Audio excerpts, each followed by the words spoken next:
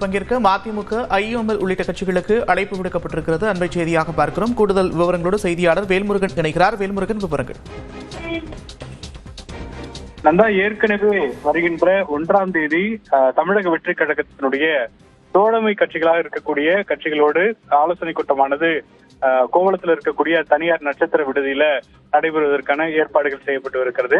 இந்த நிலையில நேற்றைய தினத்துல விடுதலை சிறுத்தைகள் கட்சியினுடைய தலைவர் தொல் திருமாவளவன் அவர்களை அமைச்சராக இருக்கக்கூடிய ஆதவர்ஜனா, என் ஆனந்த் உள்ளிட்டோர் நேரில் சந்தித்து அழைப்பு விடுத்திருந்தார்கள். இந்த நிலையில் இன்றைய தினத்துல இந்திய யூனியன் முஸ்லிம் லீக் கட்சியினுடைய தலைவர் காதர் மொய்தீன் அவர்களையும் அதே போல மதிமுக பொதுச் செயலாளர் வைகோ அவர்களையும் நேரில் சந்தித்து தற்போது இந்த அழைப்புதலானது வழங்கப்பட்டு வருகிறது. குறிப்பாக ஏற்கனவே ஜான் ஆரோக்கியசாமி அவர்கள் பல்வேறு முக்கிய நிகழ்வுகளில் பங்கேற்பதை போல இந்த அழைப்பில் தற்போது பங்கேற்றிருக்கிறார் அப்படிங்கிறத முக்கியத்துவம் வாய்ந்ததாக பார்க்கிறோம். அரசியல் ரீதியான பயணங்களை மேற்கொள்கின்ற போது ஜான் ஆரோக்கியசாமி அவர்களும் இடம்பெறுகிறார் அப்படிங்கிறது முக்கியத்துவம் வாய்ந்ததாக பார்க்கிறோம்.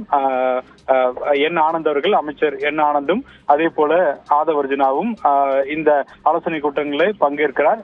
ஏற்கனவே காதர் மொய்தீன் அவர்களோடு நடைபெற்ற அந்த சந்திப்பின் பொழுதும் ஒரு 5-10 நிமிடங்கள் அந்த சந்திப்பானது நடைபெற்றது. இந்த அழைப்பிற்காக அப்பொழுதும் ஜான் ஆரோக்கியசாமி அவர்கள் பங்கேற்றிருந்தார்கள்.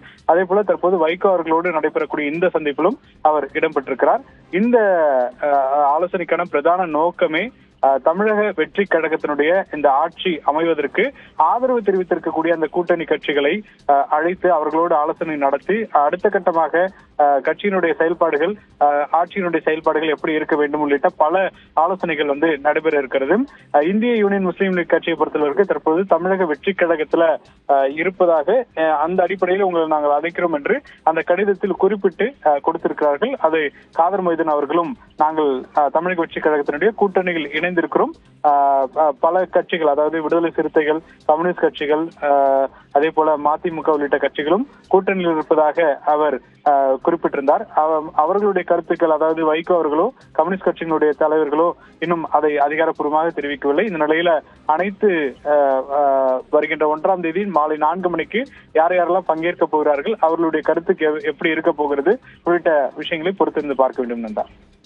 நன்றி வேல்முருகன், விவரங்களுக்கு.